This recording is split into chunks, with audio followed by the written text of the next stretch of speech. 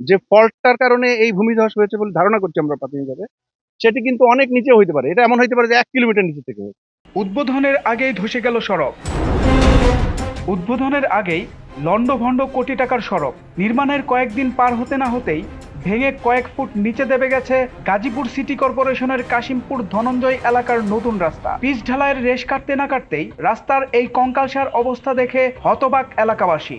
গাজীপুর মহানগরীর ৬ নং ওয়ার্ডের এই সড়কটির কাজ শেষ হয়েছে মাত্র কয়েকদিন আগে। অভিযোগ উঠেছে সিটি নির্বাচনের ঠিক আগ মুহূর্তে তড়িঘড়ি করে করা হয়েছে ঢালাইয়ের কাজ, কিন্তু ৩ দিন যেতে না যেতেই দেখা দেয় বড় বড় ফাটল। এলাকাবাসীর দাবি, রড সিমেন্টের বদলে ব্যবহার করা হয়েছে নিম্নমানের সামগ্রী, আর ঢালাইয়ের পুরুত্বও ছিল নামমাত্র।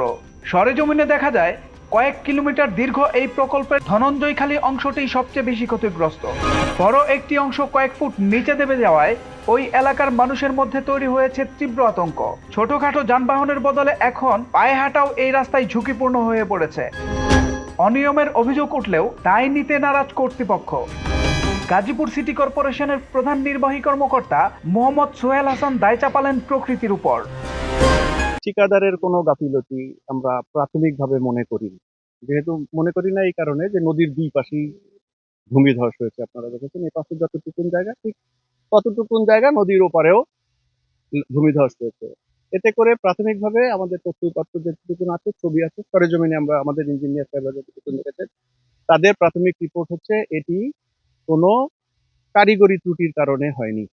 এটি একটি প্রাকৃতিক দুর্যোগ। আপনারা দেখে থাকবেন এই গাজীপুর ময়মনসিংহ অঞ্চলে ভূমিধসের ঘটনা ঘটে। এটি হচ্ছে তুরাগ নদ।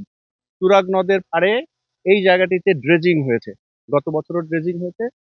এই অংশটুকুনে হয়েছে, মতান্তরে বিস্তীর্ণ অঞ্চলই নদীতে রিভার বেড থেকে বালু তোলা হয়েছে।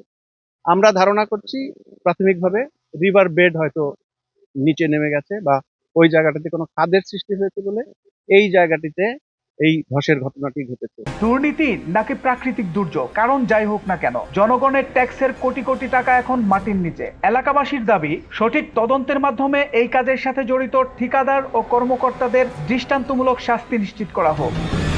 গাজীপুর প্রতিনিধি ফাহিম ফরহাদের পাঠানো প্রতিবেদনে সোহেল মাহমুদ, দৈনিক নতুন সময়, ঢাকা।